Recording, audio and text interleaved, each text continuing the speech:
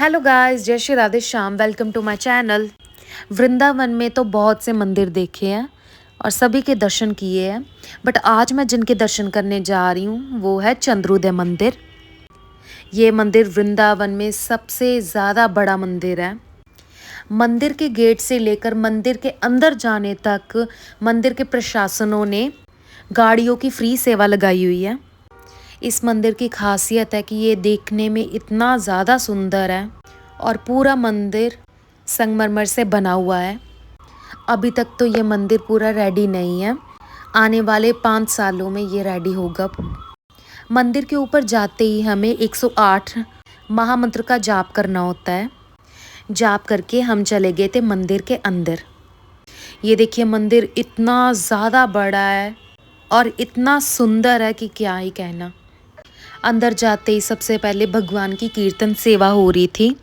बहुत से लोग बैठे हुए थे, नाम जप कर रहे थे, महामंत्र का पाठ कर रहे थे और इसी के साथ हमने दर्शन किए हमारे श्यामा श्याम जी के। कार्तिक मास के चलते ही हमारे श्यामा श्याम जी ने सफ़ेद रंग के वस्त्र पहने थे और इतने ज़्यादा सुंदर लग रहे थे। ये मंदिर का निर्माण कार्य इस्कॉन सोसाइटी की तरफ से बनाया गया है। जैसे कि इस्कॉन का निर्माण हुआ है प्रभुपाद जी की याद में, वैसे ही चंद्रोदय मंदिर भी प्रभुपाद जी की याद में बनाया गया है। कहते हैं कि ये वृंदावन का सबसे ऊंचा और बड़ा मंदिर माना जाएगा। इसका स्ट्रक्चर भी बताया गया है, जैसे कि आप देख ही रहे हो कि आने वाले 5 सालों में ये ऐसा दिखेगा। मंदिर का इंटीरियर भी बहुत ज़्यादा अट्रैक्टिव था। ये मंदिर भी सभी मंदिरों की तरह भगवान कृष्ण और श्रीमती राधा रानी को समर्पित है। कहने में आया है कि ये मंदिर कुतुब मीनार से भी 3 गुना ज़्यादा ऊंचा होगा।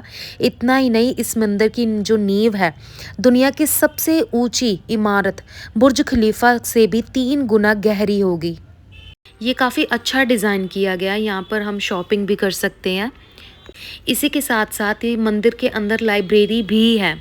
यहाँ पर हर तरह की चीज़ें अवेलेबल थी, जैसे कि गोपी ड्रेस, राधा और कृष्ण के फ़ोटो फ्रेम्स और गिफ्ट वाउचर्स भी थे और सभी के ही रीज़नेबल प्राइस थे। बाहर जाते ही हम पहुंच गए थे फूड काउंटर पर। यहाँ पर बैठकर लोग अपना फूड इंजॉय कर रहे थे। ये भी एरिया बहुत ज़्यादा बड़ा था। ये देखिए, यहाँ पर कई चीज़ें अवेलेबल थी, जैसे कि मिनी पिज़्ज़ा, डोनट। इनकी प्राइस भी रीज़नेबल थे। इनका फूड मैंने भी ट्राई किया और ये काफ़ी टेस्टी था। इनकी सबसे अच्छी बात तो यही थी कि ना तो ये अनियन यूज़ करते और ना ही गार्लिक। इसके बाद मैं आ गई थी मंदिर के बाहर। आप जब भी वृंदावन आए तो यहाँ पर ज़रूर आइए हमारे श्री जी के दर्शन करने और ये पूरा मंदिर देखने, क्योंकि ये इतना सुंदर था। इसी के बाद मैं चले गई थी लोटस टेम्पल, जो कि चंद्रोदय मंदिर के बिल्कुल ही पास था। ये भी मंदिर देखने में बहुत ज़्यादा सुंदर है। दरअसल ये मंदिर प्रियंकाचू मंदिर है, जो भगवान कृष्ण और राधा रानी को समर्पित है। लोटस टेम्पल वृंदावन की कोई ऐतिहासिक कथा नहीं है, बल्कि ये जो मंदिर है वो दिल्ली के लोटस टेम्पल और वृंदावन के प्रियंकाजू मंदिर के बीच एक भ्रम है। जब मैं इस मंदिर पहुंची तो यहाँ पर आरती हो रही थी भगवान की। बेसिकली यहाँ पर किसी तरह का अनुष्ठान नहीं हुआ है। यहाँ के जो लोग हैं वो शांति और चिंतन के लिए यहाँ पर आते हैं। आरती की वजह से यहाँ पर काफ़ी भीड़ थी। भीड़ इतनी ज़्यादा थी कि यहाँ पर अच्छे से रिकॉर्ड भी नहीं हो पाया था, नहीं तो मैं आपको दर्शन ज़रूर करवाती हमारे राधा कृष्ण जी के। पर वास्तव में वो बहुत ज़्यादा सुंदर लग रहे थे। इस टेम्पल की जो आकृति है वो लोटस के रूप में दिखाई गई है, यानी कमल के फूल में। इस मंदिर का रात का दृश्य और भी ज़्यादा सुंदर होता है। जैसे कि प्रेम मंदिर में रात का दृश्य इतना सुंदर होता है, बहुत सारी वहाँ पे रोशनी हो जाती, लाइट्स होती है, वैसे ही इस मंदिर में भी बहुत सारी रोशनी होती है और देखने में इतना ज़्यादा आकर्षक होता है, इतना ज़्यादा सुंदर लगता है, देखकर मन खुश हो जाता है। और इसी के साथ ही हमने इस मंदिर के भी दर्शन कर लिए हैं। यकीन मानिए, वृंदावन का हर एक मंदिर बहुत ज़्यादा सुंदर है और हर मंदिर एक दूसरे से अलग है। लोटस मंदिर के साथ ही हमारा वैष्णो माँ का मंदिर है, जिसे 4 धाम भी कहा जाता है। इस मंदिर में माता वैष्णो जी का धाम है, शिवालय है, राधा कृष्ण जी का मंदिर है और साथ ही साथ शनि महाराज जी का भी मंदिर है। इस मंदिर में प्रवेश करने से पहले यहाँ पर चेकिंग होती है। ये धाम भी बहुत ज़्यादा विशाल, जैसे कटरा में वैष्णो माँ का धाम बनाया हुआ है, वैसे ही यहाँ पर वृंदावन में भी वैष्णो माँ का धाम है। उसी की तरह ही यहाँ पर भी माँ की गुफा भी है। ये देखिए आसपास बहुत सारे वृक्ष थे, बहुत सुंदर लग रहे थे। माँ वैष्णो देवी की जो प्रतिमा वो भी बहुत बड़ी थी और देखने में बहुत विशाल थी, सुंदर थी। अब आप जिनके दर्शन कर रहे हैं ये है हमारी यमुना महारानी। यहाँ पर लोग अपनी कामना के लिए सिक्के डालते हैं ताकि उनकी कामना पूर्ण हो। ये सभी लोगों की आस्था है, प्रेम है और विश्वास है। अब आप जिन वृक्ष के दर्शन कर रहे हैं इसे मन्नत का वृक्ष कहा जाता है। यहाँ पर लोग अपनी मन्नत मांगते हैं। लोग चुनरी बांधकर, धागे बांधकर यहाँ पर लोग मन्नत मांगते हैं। इससे लोगों की आस्था जुड़ी हुई है। बहुत से लोगों का कहना है कि यहाँ पर जो भी चुनरी बांधता है, जो भी धागे बांधता है, उनकी हर एक मनोकामना पूर्ण होती है। माँ वैष्णो देवी सभी मनोकामनाएं पूर्ण करती है। फिर मैंने भी आस्था का धागा बांधा और श्रृंगार का सामान अर्पित किया और इसी के साथ चुनरी भी अर्पित की, क्योंकि इस मंदिर में नियम है कि यहाँ पर चुनरी या श्रृंगार का सामान और कोई भी धागा हम अंदर नहीं लेके जा सकते। इसलिए जितने भी भक्त आते हैं सभी यहाँ पर ही अपनी आस्था मांगते हैं, यहाँ पर ही सभी चुनरी अर्पित करते हैं, तिलक अर्पित करते हैं और श्रृंगार का सामान अर्पित करते हैं, जैसे कि हमने किया। और आगे हम दर्शन करेंगे माँ वैष्णो देवी जी के। वृंदावन में ये मंदिर 2003 में बना था। कहते हैं कि जो लोग वैष्णो देवी नहीं जा पाते वो इस मंदिर में आए, माँ के दर्शन करें। ये मंदिर वैष्णो देवी माँ को ही समर्पित है, जो देवी दुर्गा का एक रूप है।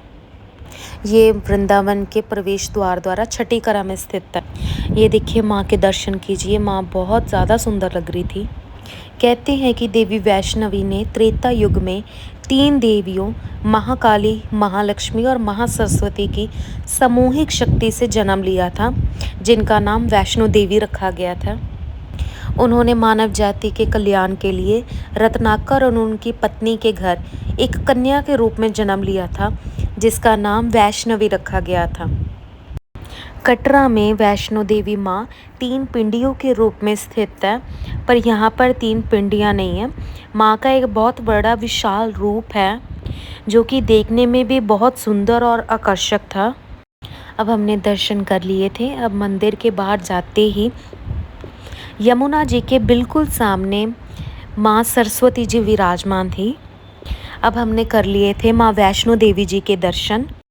ये मंदिर इतना बड़ा था कि हर जगह डायरेक्शन बोर्ड्स लगाए हुए थे। ये काफ़ी हेल्पफुल थे लोगों के लिए जो भक्तजन आते हैं इस मंदिर में दर्शन करने के लिए। अगर हम बात करें मंदिर की स्ट्रक्चर की तो क्या कमाल ही बनाया था। मैंने ऐसा मंदिर कहीं भी नहीं देखा है। चलते चलते हम पहुंच गए थे शनि धाम, शनि महाराज जी के दर्शन करने के लिए। मंदिर के पहले यहाँ पर नवग्रह स्थित है। मंदिर में जाने से पहले सभी भक्त पहले नवग्रह का दर्शन पाते हैं, तभी मंदिर के अंदर जाते हैं। ये देखिए मंदिर का इंटीरियर कितना सुंदर था, कितना आकर्षक था। मंदिर के चारों तरफ हर जगह शनि महाराज जी की प्रतिमाएं बनाई हुई थी और सभी अलग अलग प्रकार की थी। चलिए अब हम दर्शन करते हैं शनि महाराज जी के। और शनि महाराज जी का स्वरूप बहुत सुंदर था। और इसके बाद हम दर्शन करेंगे राधा कृष्ण धाम के। हर मंदिर का स्ट्रक्चर सेम ही था, चाहे वो शिवालय का हो या राधा कृष्ण धाम का हो या शनिदेव जी का हो। तो चलिए चलते हैं राधा कृष्ण के धाम में और उनके भी दर्शन पाते हैं। जैसे शनि महाराज जी के वहाँ पर अनेक रूप थे, वैसे ही इस धाम के भी यहाँ पर अनेक रूप थे और जो राधा कृष्ण जी के थे। और यहाँ पे कृष्ण की कहानी का वर्णन किया गया था। और ये देखिए हमारे राधा कृष्ण, इतनी बड़ी प्रतिमा पूरे वृंदावन के मंदिरों में किसी की भी नहीं है, सिर्फ यहाँ पर ही है हमारे 4 धाम में। यहाँ पर हर एक दीवार में राधा कृष्ण की लीला का वर्णन किया गया है, जो देखने में बहुत सुंदर लग रहा था और बहुत प्यारा था। और इसी के साथ हमने राधा कृष्ण धाम के भी दर्शन कर लिए। तो अब हम दर्शन करने जाएंगे शिव धाम के। मंदिर के बाहर ही एक साइड में शिव स्तुति थी और दूसरी साइड में शिव आरती लिखी हुई थी। शिव धाम दूसरे धाम से थोड़ा सा डिफरेंट था, पर ये भी बहुत यूनिक था, बहुत ज़्यादा सुंदर था।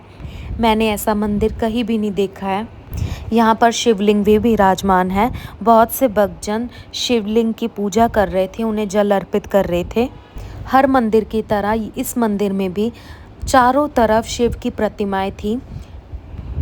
मंदिर के इर्द गिर्द बहुत सारे शिवलिंग विराजमान किए हुए थे। इनके दर्शन करने के बाद अब हम दर्शन करेंगे शिव परिवार के, और आप भी मेरे साथ शिव परिवार के दर्शन कीजिए। देखिए भोले बाबा का परिवार कितना सुंदर लग रहा था। अब हमने चारों धाम के दर्शन कर लिए हैं। ये धाम मथुरा मार्ग में भी पड़ता है और वृंदावन मार्ग में भी पड़ता है। आप जब भी वृंदावन आए तो इस धाम के दर्शन ज़रूर करिए। तो इसी के साथ मैं व्लॉग को एंड करती हूँ। Thanks for watching and do subscribe my channel. जय Shri Radhe Shyam. Take care, bye bye.